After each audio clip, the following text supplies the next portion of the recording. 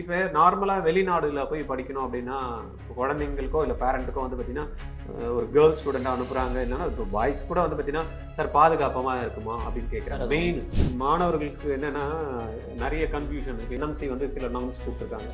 அந்த நார்ம்ஸ் இருந்தால் தான் நீங்கள் வெளிநாடு போய் படிக்கணும். இந்த 54 மந்த்ஸ்ன்றது மினிமம் இருக்கணும். தென் வந்து அங்கே இன்டர்ன்ஷிப் பண்ணணும், இங்கே வந்து இன்டர்ன்ஷிப் பண்ணணும், திருப்பி அங்கே ஒரு எக்ஸாம்ஸ் வைப்பாங்க லோக்கலில், அது கிளியர் பண்ணிட்டு வரணும், இங்கே வந்து திருப்பி எம்ஜி கிளியர் பண்ணணும். அந்த மாதிரியெல்லாம் இருக்கு இல்லையா? அந்த இதில் நீங்கள் எப்படி ஃபீல் பண்ணுறீங்க? அந்த மாதிரி மாணவர்களுடைய கொஸ்டின் கேட்டாங்கன்னா நீங்கள் எப்படி பதில் சார்? அங்கே ஸ்பெண்டிங் எப்படி இருக்கும்? இங்கே நம்ம இருக்கிற மாதிரி இருக்குமா இல்லை அங்கே ஸ்பெண்டிங் கொஞ்சம் ஜாஸ்தியாக இருக்கிற மாதிரி இருக்கும்? இங்கே படிக்கிறதுக்கும் அங்கே படிக்கிறதுக்கும் என்ன வித்தியாசம்?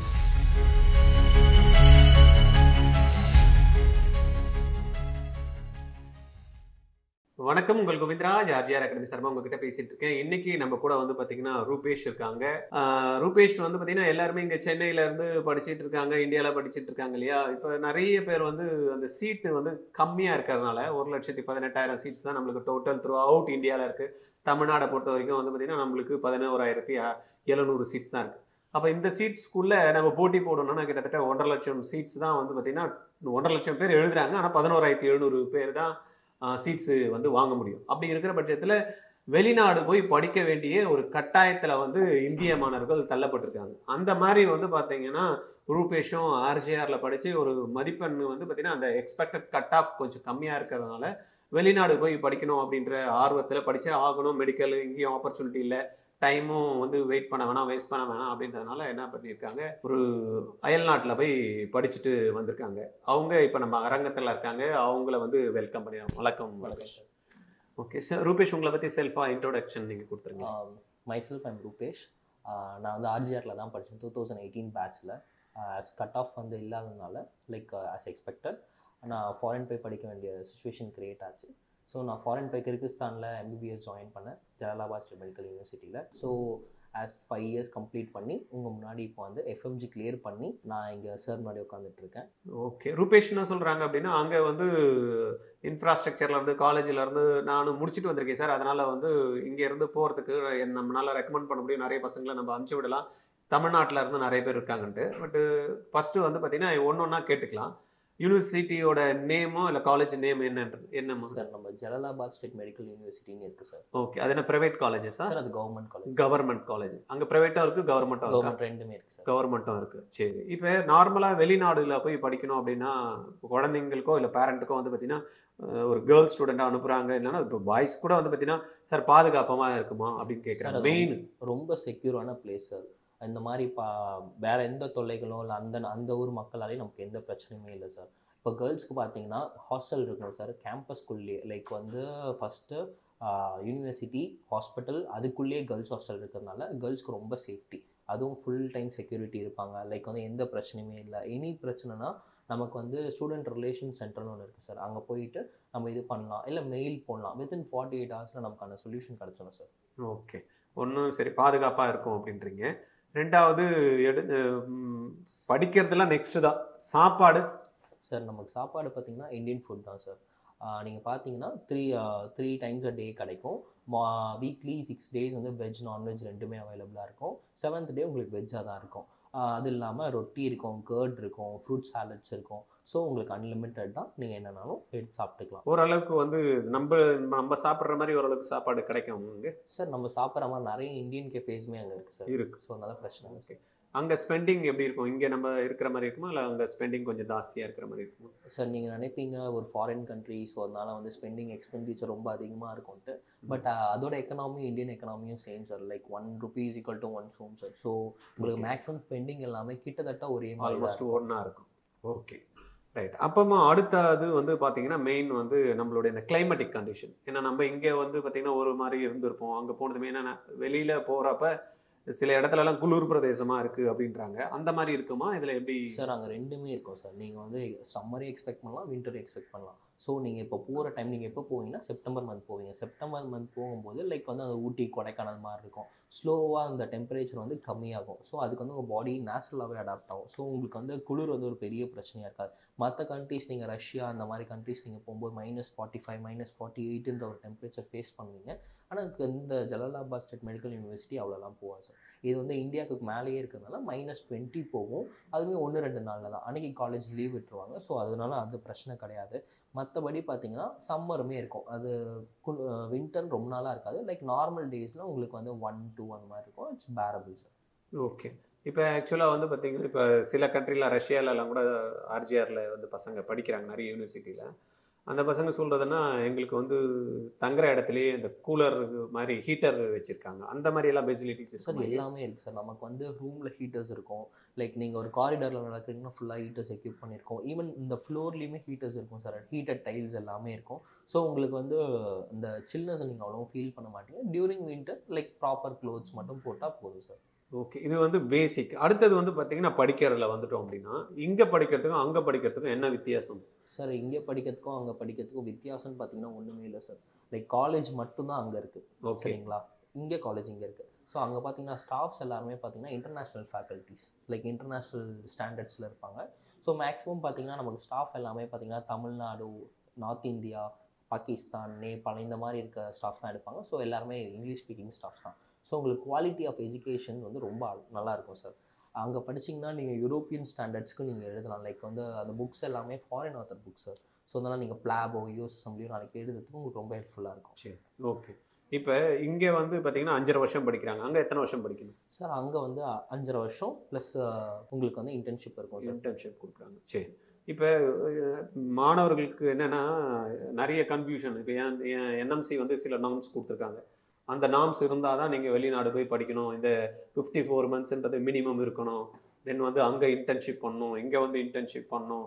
திருப்பி அங்க ஒரு எக்ஸாம்ஸ் வைப்பாங்க லோக்கல்ல. அது கிளியர் பண்ணிட்டு வரணும். இங்க வந்து திருப்பி எஃப்எம்ஜி கிளியர் பண்ணணும். அந்த மாரியெல்லாம் இருக்கு இல்லையா? அந்த இதுல நீங்க எப்படி ஃபீல் பண்றீங்க? அந்த மாரி மாணவர்களுடைய கொஸ்டினுக்கு கேட்டாங்கன்னா நீங்க எப்படி பதில் சார் சொல்லுவீங்க? இப்போ இதை பார்த்தீங்கன்னா லைக் இங்கே நம்மளோட பேசிக் குவாலிஃபிகேஷன் நீட் கிளியர் பண்ணியிருக்கணும். நீட் கிளியர் பண்ணால் போதும். நீட் கிளியர் பண்ணால் தான் உங்களால் ஃபாரினில் போய் படிக்க முடியும். நீங்கள் ஃபாரினில் போய் படிக்கிறீங்கன்னா ஃபஸ்ட்டு 2 வருஷம் கழிச்சு உங்களுக்கு ஒரு ஸ்டேட் எக்ஸாம் வரும். லைக் அந்த கண்ட்ரியோட ஓன் எக்ஸாம். லைக் கிர்கிஸ்தானில் காஸ் அந்த எக்ஸாம் வரும். ஸோ அது வெறும் எம்சிக்யூஸ் தான். லைக் ஃபஸ்ட்டு 2 இயர்ஸில் உங்களுக்கு என்ன சொல்லி கொடுத்தாங்களோ அதில் தான் கேட்பாங்க.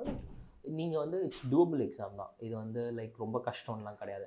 அதுக்கப்புறம் ஃபைனல் இயர் நீங்கள் வரும்போது திருப்பி காஸ் நடக்கும். கிளினிக்கல், ப்ராக்டிக்கல், அப்புறம் உங்களுக்கு வந்து ரிட்டன் எக்ஸாம் வரும். ஸோ இது எல்லாமே நீங்கள் வந்து ஈஸியாக கிளியர் பண்ணிடலாம். லைக் ஸ்டெப் பை ஸ்டெப் அவங்களோட ப்ராசஸை நீங்கள் ட்ரஸ்ட் பண்ணி நீங்கள் உங்களோட 100% கொடுத்தீங்கன்னா கண்டிப்பாக நடக்கும். அதே மாதிரி இந்த எஃப்எம்ஜிக்கு பார்த்தீங்கன்னா ஜலலாபாத் ஸ்டேட் மெடிக்கல் யூனிவர்சிட்டியில் வந்து 3rd இயர்லேருந்தே லைக் சில இன்ஸ்டியூட்ஸ் கூட டைப் வச்சு from 3rd year till final year அவங்க வந்து லைக் அவங்களோட 100% கொடுத்த 19 சப்ஜெக்ட்ஸ்க்குமே நல்ல ஒரு கோச்சிங் கொடுத்துட்ருக்காங்க. ஸோ நிறைய ஸ்டூடெண்ட்ஸ் வந்து இங்கே வந்து ஃபர்ஸ்ட் அட்டெம்ப்டில் இதை அவங்க ரொம்ப கிளியர் பண்ணிடுறாங்க.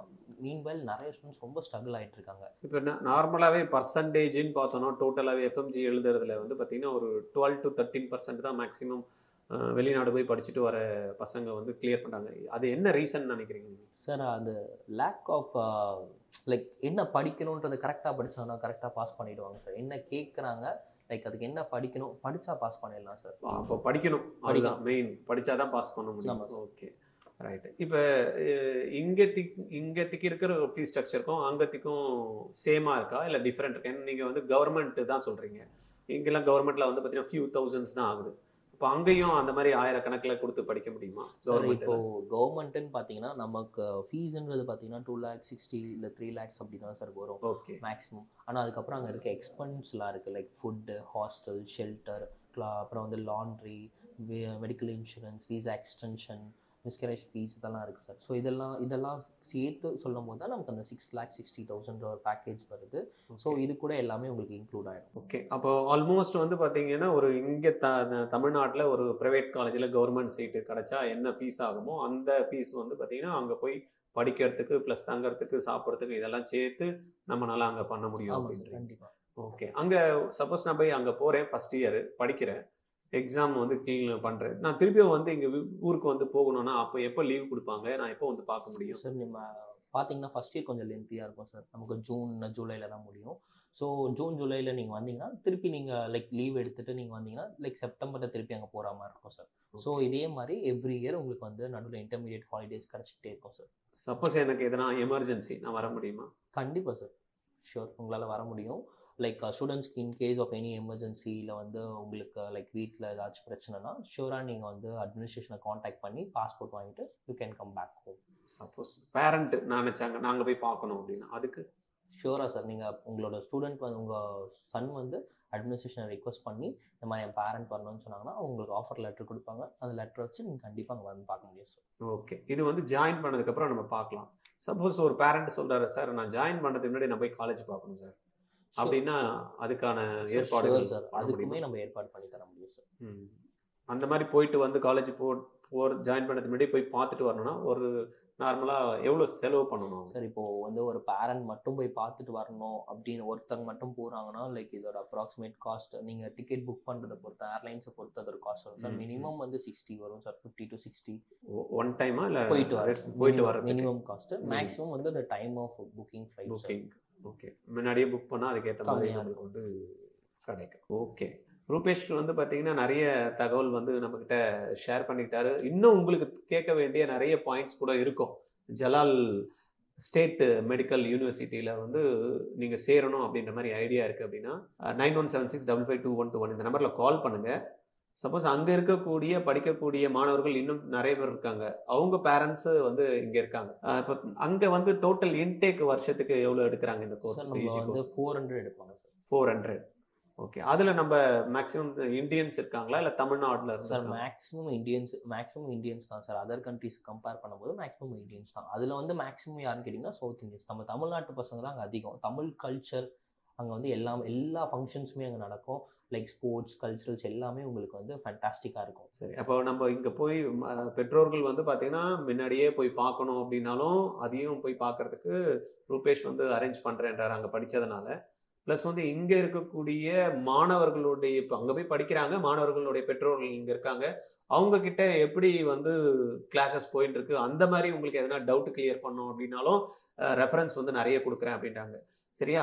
இப்போ நீட் எக்ஸாம் எழுதி நம்மளுக்கு மார்க் வந்து நம்ம சொன்ன மாதிரி 1.5 லட்சம் பேர் கிட்டத்தட்ட தமிழ்நாட்டில் எழுதினாங்கன்னா 11,700 சீட்டு தான் வந்து பார்த்தீங்கன்னா நம்மளால எடுக்கும். அப்போ மீதி வந்து பார்த்தீங்கன்னா கிட்டத்தட்ட 1,23,000 பேர்கிட்ட வந்து சீட்ஸ் வந்து நம்மளுக்கு கிடைக்கிறதுக்கு 27,000 பேருக்கு சீட்ஸ் கிடைக்காது.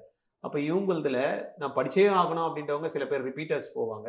இல்லை சார் எனக்கு வந்து வெயிட் பண்ண முடியாது, படித்தா கூட எனக்கு அதுக்கேற்ற மாதிரி கவர்மெண்ட்லேயோ இல்லைனா இங்கே போய் டீம்டு யூனிவர்சிட்டியிலோ வாங்குற அளவுக்கு பணம் பே பண்ண முடியாது அப்படின்றவங்களுக்கு இந்த ஜலால் ஸ்டேட் மெடிக்கல் யூனிவர்சிட்டி வந்து பார்த்தீங்கன்னா ஒரு நல்ல சாய்ஸாக இருக்கும்னு நினைக்கிறேன். உங்களுக்கு இதை பற்றி மேலும் தகவல் தெரிஞ்சுக்கணும் அப்படின்னா நான் சொன்ன மாதிரி என் நம்பருக்கு கால் பண்ணுங்கள் 9176552121. இதை சம்பந்தமாக நீங்கள் போய் என்எம்சியில் வந்து வெப்சைட்டில் விசிட் பண்ணி பாருங்கள். இந்த ஜலால் ஸ்டேட் மெடிக்கல் யூனிவர்சிட்டி வந்து ரெகக்னைஸ்டாக இருக்கா அப்படின்ட்டு. நேரடியாக போய் பார்க்கணும் அப்படின்னாலும் சொல்லுங்கள், அதுக்கான வாய்ப்புகளை வந்து ரூபேஷ் வந்து ஏற்படுத்தி தராரு அப்படின்ட்டு. இதெல்லாம் கிளாரிட்டி எடுத்துக்கிட்டு உங்களுக்கு ஜாயின் பண்ணணும் அப்படின்னா இந்த வருஷம் நீங்கள் செப்டம்பர்லேருந்து பேட்ச் ஸ்டார்ட் ஆகுது. இமிடியேட்டாக நீங்கள் அட்மிஷன் ப்ராசஸ் இல்லை சார் அதெல்லாம் பார்க்கணும்னு அவசியம் இல்லை, நீங்கள் சொல்கிறீங்க நாங்கள் ஜாயின் பண்ணுறோம் அப்படின்னா கீழே கூகுள் ஷீட் கொடுத்துருக்கோம் டிஸ்கிரிப்ஷனில். உங்கள் name as I am interest to join Jalal state medical university அப்படின்னு போடுங்க. எங்கள் ஆஃபீஸ்லேருந்து உங்களுக்கு கால் பண்ணி மேற்கொண்டு என்ன தகவல் வேணுமோ அதை சொல்லுவாங்க. ரூபேஷ் ஷேர் பண்ண தகவல் உங்களுக்கு ரொம்பவே யூஸ்ஃபுல்லாக இருக்கும் அப்படின்னு நினைக்கிறேன். ரூபேஷ்க்கு நன்றி சொல்லிடலாமா? Thank you sir.